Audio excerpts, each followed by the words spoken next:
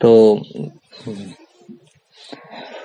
सभी आप लोग को असाइनमेंट मैंने दे चुका था। आप लोग को समाजवाद इतिहास का लेसन 2 का कुछ भी लड़का का कहना है कि सर मिल तो गया है असाइनमेंट, पर समझ में नहीं आ रहा है कि कहाँ से कैसे हम शुरू करेंगे। तो उसी के स्वरूप इसको वीडियो को मैंने बनाया है आप सभी के लिए। देखते हैं, सबसे पहले समाजवाद के बारे में समझते हैं। कहता है समाजवाद एक विचारधारा है। क्या है? समाजवाद एक विचारधारा है जिसमें वर्ग विहीन समाज की स्थापना का कल्पना की जाती है। वर्ग विहीन मतलब क्या होता है कि जिनके समाज में कोई इज्जत प्रतिष्ठा नहीं होता है, जैसे मजदूर लोग का कोई इज्जत प्रतिष्ठा नहीं होता है, लेकिन उनके लिए जो समाज की स्थापना की गई है उसको क्या कहा जाता है? समाजवाद कहा जाता है। कहता है इस समाजवाद में अर्थव्यवस्था पर, कहता है जिस समाज में अर्थव्यवस्था पर सरकार का एक अधिकार होता है। किसका अधिकार होता है? सरकार का अधिकार होता है, ना कि किसी निजी व्यक्ति का अधिकार होता है। तथा सभी व्यक्तियों को सभी क्षेत्र में समान अवसर प्रदान किया जाता है। क्या चीज किया जाता है? सभी अवसरों में या सभी क्षेत्रों में समान अवसर सभी लोगों को प्रदान किया जाता है। उसे क्या कहता है? समाजवाद कहलाता है।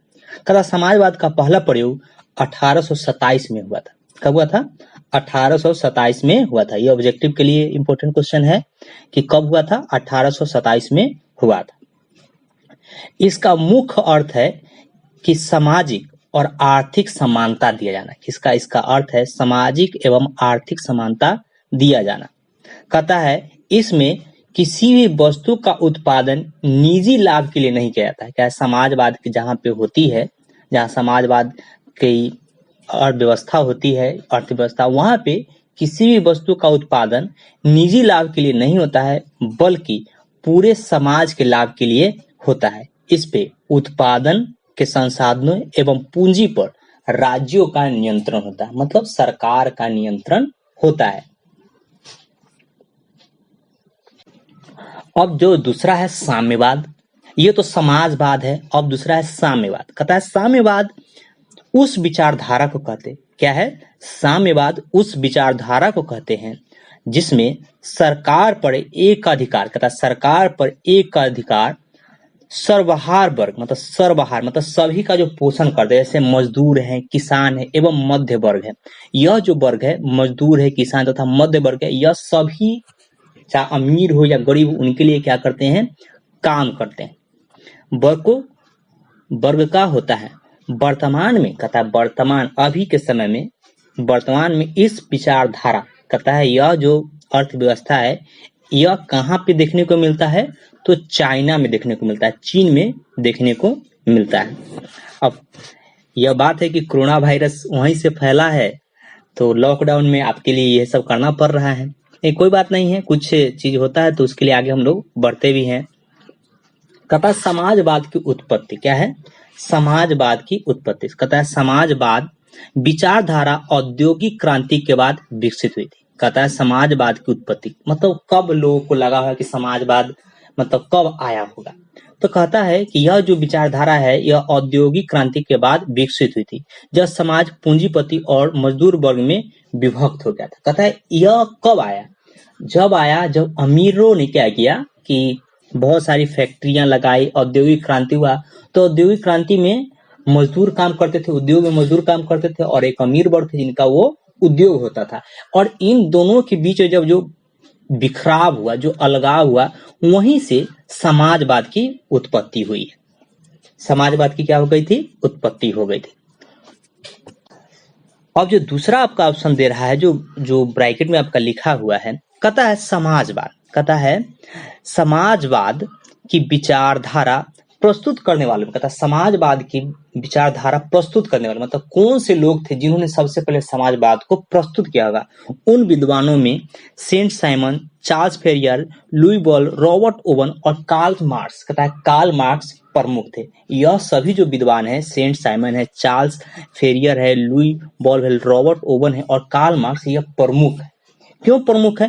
क्योंकि यही लोग थे जो शुरू में जब साम्यवाद जब बढ़ रहा था आगे, तो ये लोग उसके बारे में बहुत ज्यादा काम किए थे।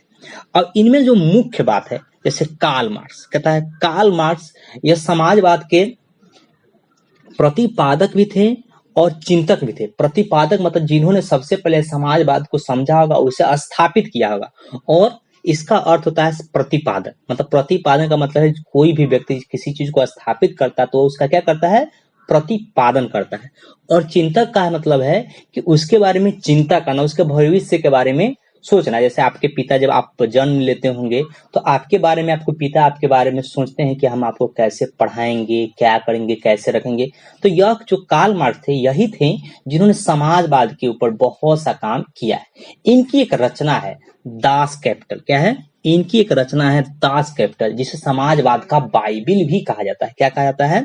समाजवाद का बाइबिल भी कहा जाता है।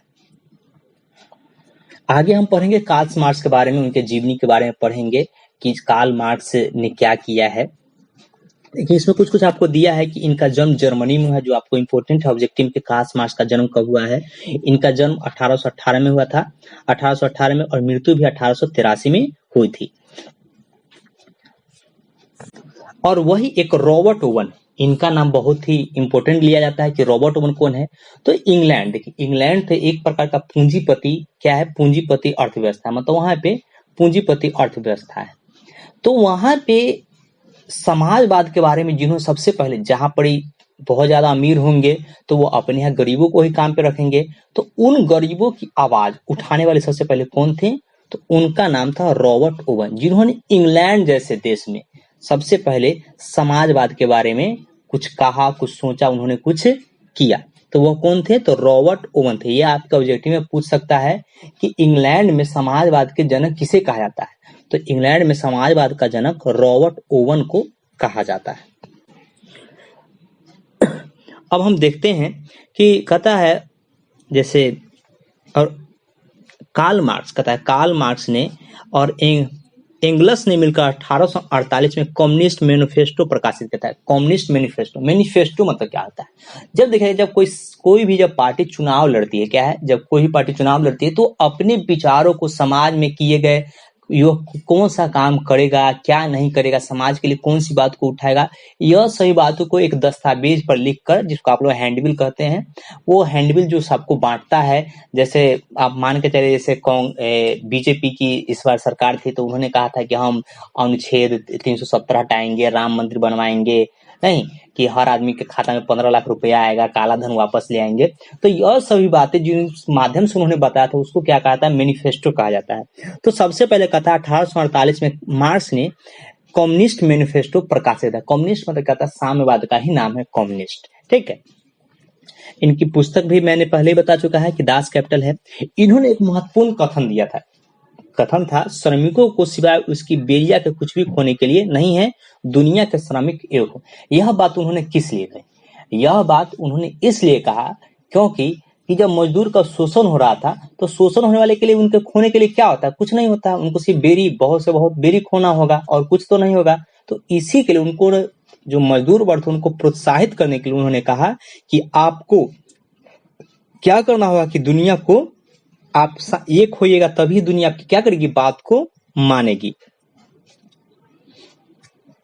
आगे हम बढ़ते हैं। कहता है समाजवादी विचारधारा को दो वर्गों में विभक्त करते हैं।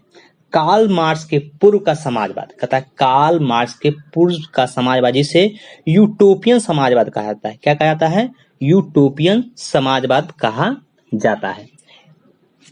यूटोपियन नहीं है, यूरोपियन समाजवाद कहा जाता है। कार्ल मार्क्स के समाजवाद के बाद को कहा जाता है वैज्ञानिक समाजवाद। मतलब समझिएगा, स्वप्नदर्शी समाजवाद, यूरोपियन समाजवाद। यह क्या? स्वप्नदर्शी, जो सबसे पहले किसी ने तो सोचा होगा कि हाँ कि ऐसा होना चाहिए, ठीक है, ऐसा सोचने को क्या कहता है? स्वप्नदर्शी कहा जाता है। लेकिन जब उस पर काम किया गया, उसको लागू किया गया तो वो क्या कहलाया? वैज्ञानिक समाजवाद कहलाया है। तो कार्ल मार्क्स के पहले का जो समाजवाद उसे क्या कहा जाता है? स्वप्नदर्शी या यूरोपियन समाजवाद कहा जाता है। उसके बाद का जो कथा, उसके बाद जो कार्ल मार्क्स के बाद का जो समाजवाद है उसे क्या कहा जाता है? वैज्ञानिक समाजवाद कहा जाता है। जो दूसरा है मार्क्सवाद का प्रसार, कथा लंदन में 1884 में मार्क्स के, कथा है लंदन में 1864 में मार्क्स के प्रयास से प्रथम इंटरनेशनल की स्थापना की थी। यह इंटरनेशनल क्या था? यह सभी जो वर्ग के लोग थे उनको एक साथ स्थापित कर उनकी बात को रखने का यह एक माध्यम बना था। इस सम्मेलन में नारा दिया गया था, बिना अधिकार के कर्तव्य नहीं और कर्तव्य के बिना कोई अधिकार नहीं। यह जो बात है देखिएगा, अधिकार के बिना कोई कर्तव्य नहीं, कहता नहीं है कि आप कर्तव्य करते जाइए फल अपने आप मिलेगा। तो इसका अर्थ था कि बिना अधिकार के हमारा कोई कर्तव्य नहीं है और कोई कर्तव्य के बिना कोई अधिकार नहीं है।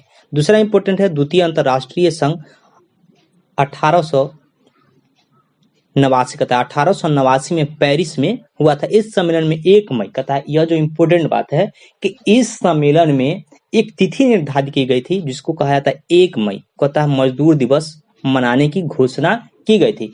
यह 1 मई जो इंपॉर्टेंट बात है कि 1 मई मजदूर दिवस, कहता है 1 मई जो है वो मजदूर दिवस के रूप में मनाया जाता है कि पूरे दुनिया के मजदूर यह जान सके, यह समझ सके, उन्हें एक करने के लिए यह क्या किया गया है, मजदूर दिवस मनाया गया है। जो कब मनाया जाता है, 1 मई को मनाया जाता है। इसी के लिए 1 मई को क्या चीज कहा जाता है, मजदूर दिवस कहा जाता है। इस दिन कोई भी दुनिया का कोई भी मजदूर को कोई काम नहीं करना होता। यह सरकार, यह पूरे विश्व का है कि 1 मई को हम लोग क्या मनाते हैं, मजदूर दिवस मनाते हैं। यह आज आपका पहला जो आपका इंट्रोडक्शन जिसको कह सकते हैं हम लोग, यह इंट्रोडक्शन है।